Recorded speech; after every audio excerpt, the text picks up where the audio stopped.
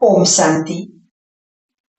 अब विशेष रूप से आप सभी अपने अंदर एक संकल्प को आज ही धारण कर लें कि अब एक खेल समाप्त होने वाला है। हम सब ज्ञान की दृष्टि से जानते हैं कि हम इसको पावरफुल रूप से धारण करेंगे। ये रात बीत रही है, दिन तो आएगा। रात कितनी भी काली हो, अंधेरा तो भागेगा ही। इसलिए सबको घर जाना है, अपने घर को स्वर्ग बनाना है। लेकिन बाबा से सब कुछ लेने वाले संसार को कुछ दे सकेंगे। स्थूल चीजें तो साथ में नहीं जाएंगी, ये तो सब जानते हैं। सूक्ष्म खजाने हमारा प्राप्त किया हुआ भाग हमारे साथ जाएगा, जो जन्म जन्म पास में रहेगा। तैयार कर दे मन से अपने आप को, क्योंकि ये खेल अब पूरा हो रहा है। अब वो यहाँ सब कुछ देखने को मिलेगा जो हम देखना नहीं चाहते हैं। ये संकल्प पक्के कर दें। वो कुछ देखने में आएगा जिसको तुम देख नहीं सकेंगे, लेकिन देखना पड़ेगा। सकाश देनी होगी हमें सर्व आत्माओं को, सबके दुख हरने वाले बनना पड़ेगा। ये बात पक्की करें। वही हो रहा है जो कल पहले हुआ था, यही होना है, यही होना है। बहुत गहरी बात है। ये बाबा की अव्यक्त वाणी। बाबा ने सबसे पूछा कि सबकी स्थिति कैसी रही, तो सबकी स्थिति थोड़ी डामाडोल हो रही थी। तो घटना ऐसी थी, बाबा ने उत्तर दिया कि जो कुछ हो रहा है वही सत्य है। बहुत गहरी बात बाबा ने कहा। सत्य क्यों है? क्योंकि बिना कर्मों के हिसाब किताब के यहाँ कुछ भी नहीं हो रहा है। यहाँ जो कुछ भी हो रहा है उसे स्वीकार करके सकाश देने की आदत डालें। लोग पूछा करते हैं, क्या भगवान इस विनाश को नहीं रोक सकता? तो इसका उत्तर क्या होगा? सोचो, वो रोकने आया या कुछ और करने आया है? अभी गंदी दुनिया, उसके अपने बच्चे दुखी हो रहे हो, चरित्र सारा नष्ट होता जा रहा है। एक बहुत सुंदर वीडियो आया कि रावण भाग रहा है और उसके पीछे बच्चे भाग रहे हैं। तो रावण से पूछा कि तुम क्यों भाग रहे? तो रावण के मुख से बहुत सुंदर उसका जवाब दिलाया गया। तो हम सभी तैयार करें अपने आप को, जो कुछ इन 5 सालों में होने जा रहा है। क्योंकि बाबा ने तो सब कुछ पहले ही कह दिया है।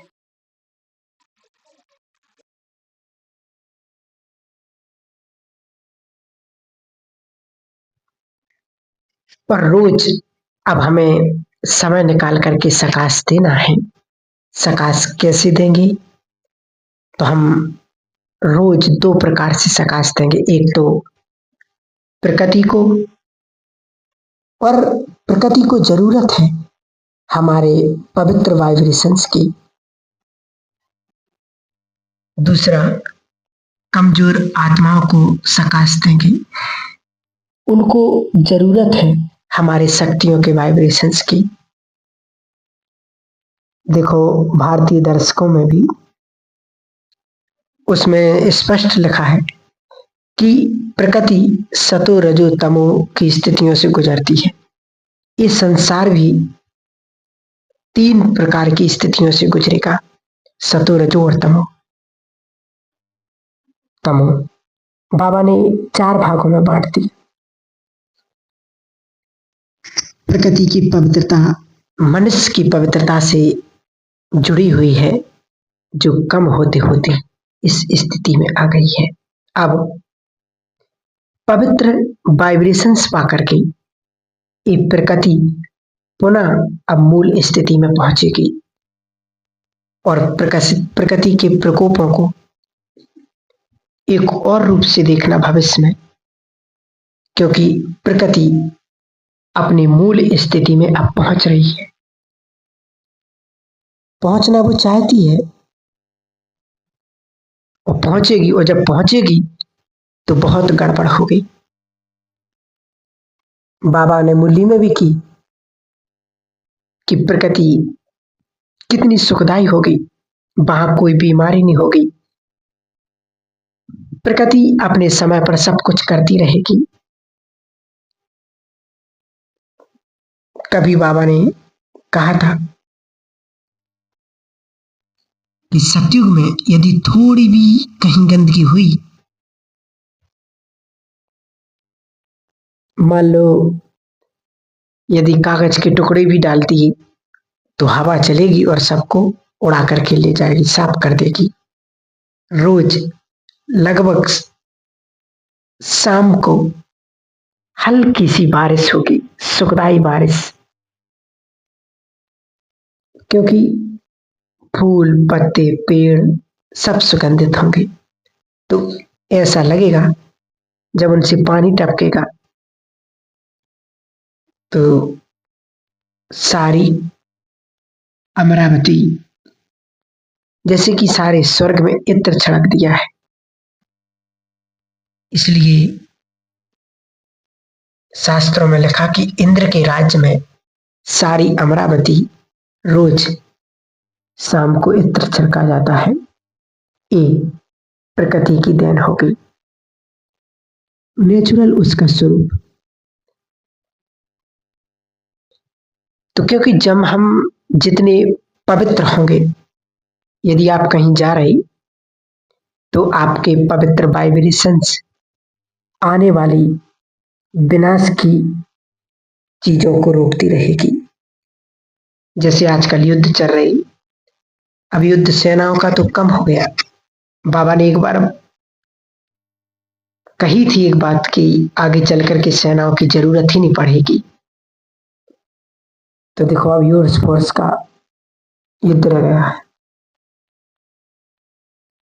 बाबा ने कहा आपके पवित्र वाइब्रेशंस यदि तेज हैं,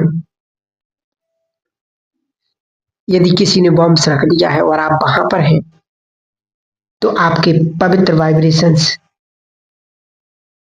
तो वहां आपको ड्रोन आपको नुकसान नहीं पहुंचाएगा। यही बात होगी आपके घरों के लिए। जिन घरों में पवित्र वाइब्रेशंस बहुत अच्छे होंगे वो विनाश की विविकिचा से बचे रहेंगे, क्योंकि विनाश बहुत खतरनाक चीज है जो निश्चित है, हम सब जानते हैं।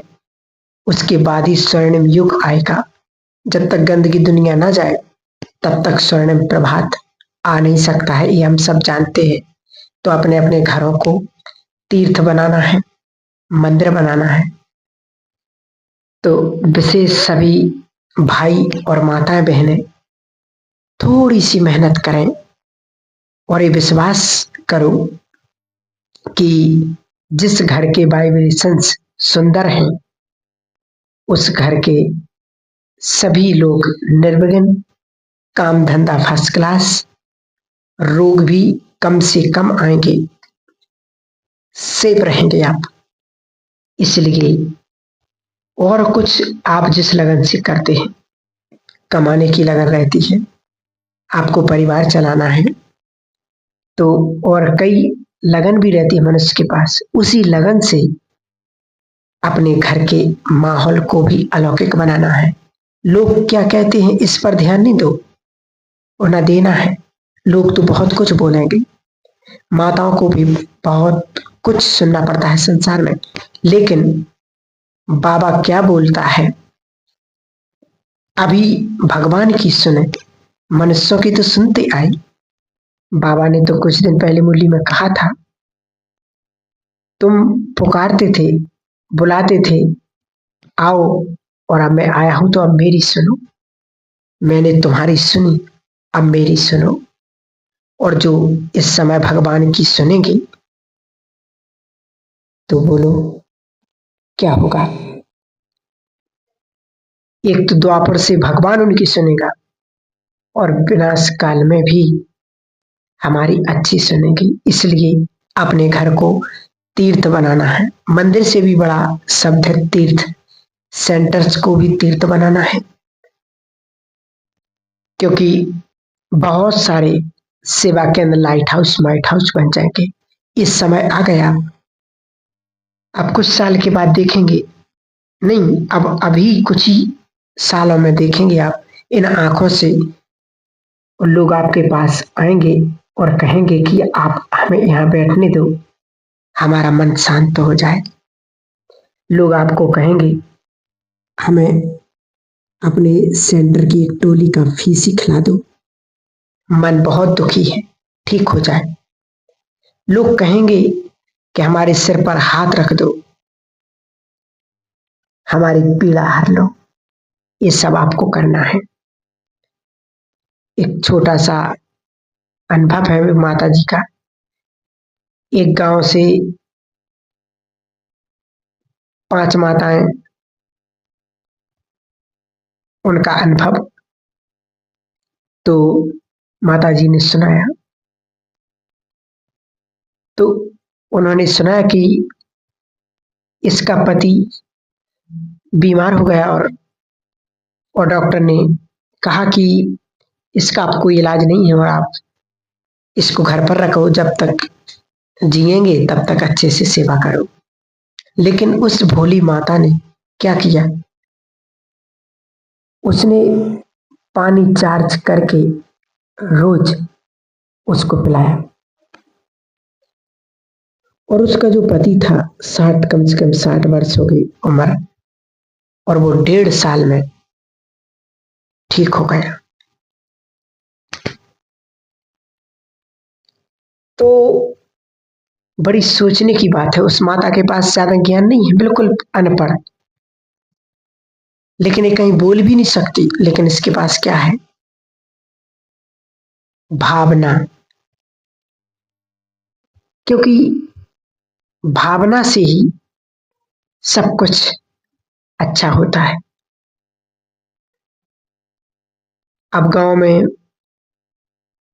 जो इसका आवाज फैली कि ऐसा ऐसा होता है, तो उसके पास पानी पीने के लिए लोग आ रहे हैं। आसपास के गांव वाले लोग भी बोतल लेकर के आ रहे कि हमारा पानी को चार्ज कर दो। ये भावनाओं का प्रभाव है वास्तव में। ये तो अपनी स्थिति को, अपने घर को पावन तीर्थ बनाना है। एक दो चीज आप हमेशा याद रखना कि, और उसे रोज करना है। दिन में 2 बार कम से कम अपने घर में बैठ जाओ और संकल्प करो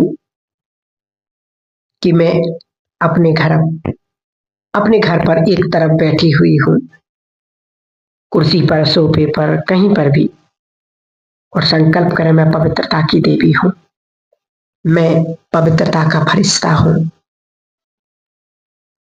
देखें, मेरे मस्तक से पवित्र किरणें निकलकर, गोल्डन निकलकर, किरणें निकलकर पूरे घर में फैलने लगी हैं। और देखो, आपके घर में पवित्र किरणें फैल गई हैं। पूरा घर इन सुनहरी किरणों से भर गया है।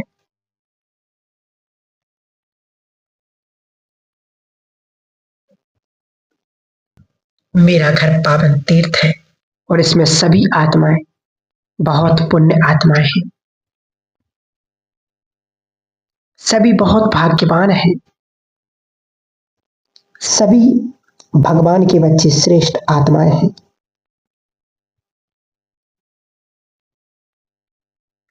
ये भगवान का परिवार है। ये सभी देव कुल की पुण्य आत्माएं हैं, ये देवकुल की पवित्र आत्माएं हैं, बहुत भाग्यवान है, बहुत पुण्य आत्माएं हैं। तो आप देखना सब कुछ बदलने लगेगा आपका। इसलिए एक बात और याद रखना कि आपके पास वो आत्मा आई क्यों, चाहे घर में चाहे सेंटर पर, क्योंकि उनके साथ आपका कर्मों का हिसाब किताब है।